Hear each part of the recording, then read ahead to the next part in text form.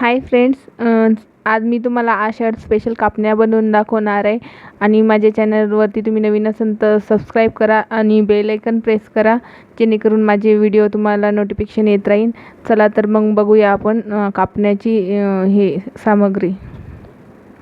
मी हा 2 वाटी गव्हाचं पीठ घेतलेलं आहे. 2 वाटी गव्हाचं पीठ घेतलेलं आहे आणि काढून घेतलेलं छान. आणि 1 वाटी गूळ घेतलेला आहे हा.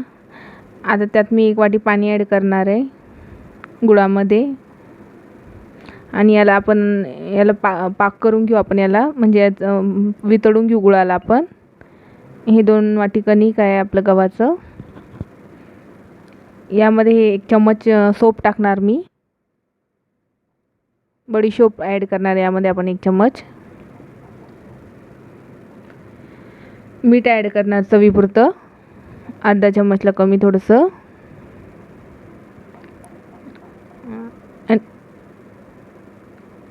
आणि तेलाचं मोहन ॲड करणार आहे यामध्ये, गरम तेलाचं 2 चमचे गरम तेल गरम केलेलं आहे मी चांगल्या प्रकारे. यामध्ये ॲड करणार आहे मी आता तेलाचं मोहन. आपण हे मोहन घातलेलं आहे आता तेलाचं यामध्ये. चांगलं मोहन आपण यात मिक्स करून घेणार.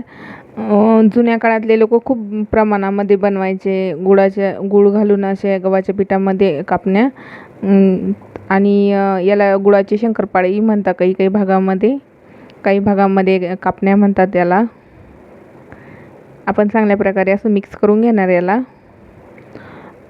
सगळ्याच ठिकाणी आषाढ महिना जेव्हा लागतो तेव्हा तळणी केल्या जाते, म्हणजे वेगवेगळे पदार्थ वगैरे तळल्या जातात. पाऊस वगैरे सुरू असतो तर.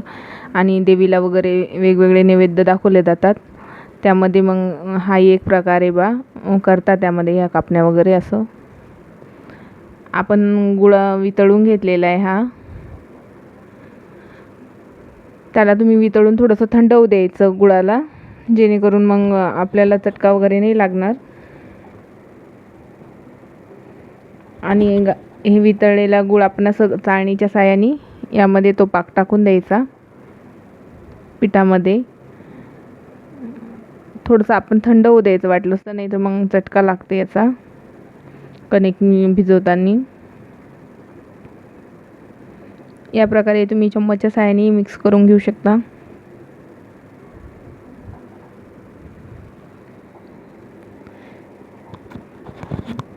चांगल्या प्रकारे मिक्स करून घ्यायचं आता आपण याला असं.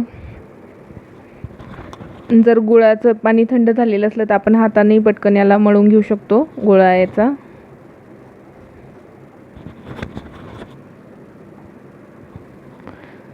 आणि या प्रकारे आपण याला मळून घेऊ आता हाताने चांगल्या प्रकारे. यामध्ये आपण तेलाचं मोहन घातल्यामुळे मस्त खरपूस होता आणि जास्त कडक पण नाही बनत, एकदम छान तुटतात खाताना. या प्रकारे आपण याचा घट्ट गोळा बनवून घ्यायचा एक.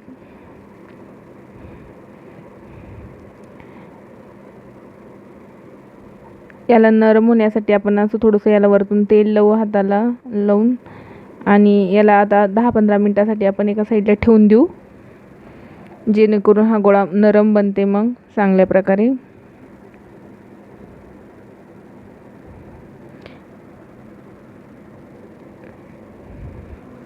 चांगलंच मळून घ्यावं लागते याला, मग याचे छान होतात लाटताना आपण व्यवस्थित होते.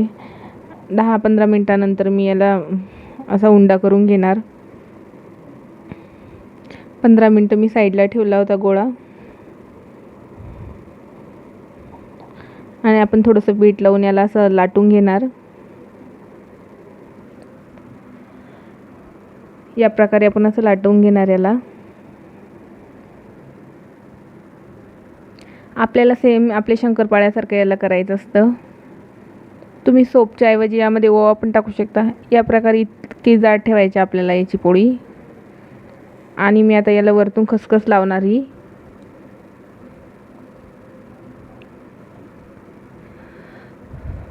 आणि याला परत एकदा बेलण्याने लाटून घेणार, जेणेकरून आपली खसखस याला चिटकून जाते. या प्रकारे आपण लाटल्यावर खसखस यावरती चिटकून जाते. आणि आता आपण याचे चाकूच्या साहाय्याने शंकरपाळे बनवून घेऊ छोटे छोटे.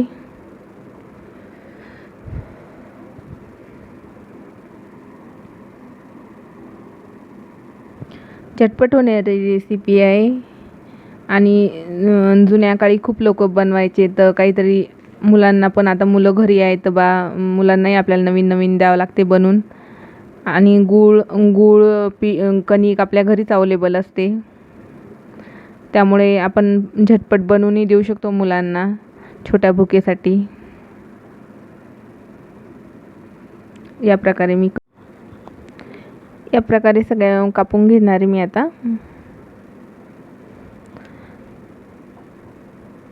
असं एक एक आपण सुट्ट्याला मोकळ्या करून घ्यायच्या. माझ्या अशा कापून झालेल्या पूर्ण. ऑइल गरम करायला ठेवलं मी एका साईडनी.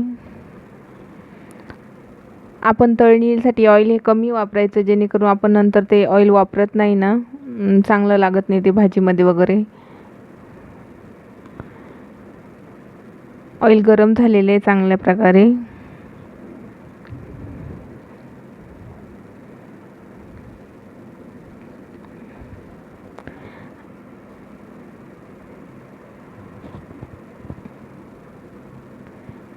आता मी याला होऊ देणार गॅस. आजची माझी किचन टिप्स आहे. आपण काही तळतो किंवा भाजी वगैरे बनवत असतो तेव्हा आपल्याला चमचा किंवा झारी वगैरे असं आपल्याला गॅसवर ठेवायची सवय असते खूप प्रमाणामध्ये. तर त्यासाठी आपण काय करायचं, गॅसवरच्या मधोमध एक प्लेट ठेवायची आणि मग त्यावरती हे असं ठेवून द्यायचं, जेणेकरून आपले भाजीचे किंवा ऑइलचे वगैरे डाग आपल्या गॅसला लागत नाही. आणि आपला गॅसही सारखा खराबही होत नाही, ऑइली होत नाही किंवा भाजीने वगैरे भरत नाही. तेव्हा एखाद वेळेस तळताना किंवा भाजी बनवताना आपण मध्ये एक प्लेट ठेवून द्यायची.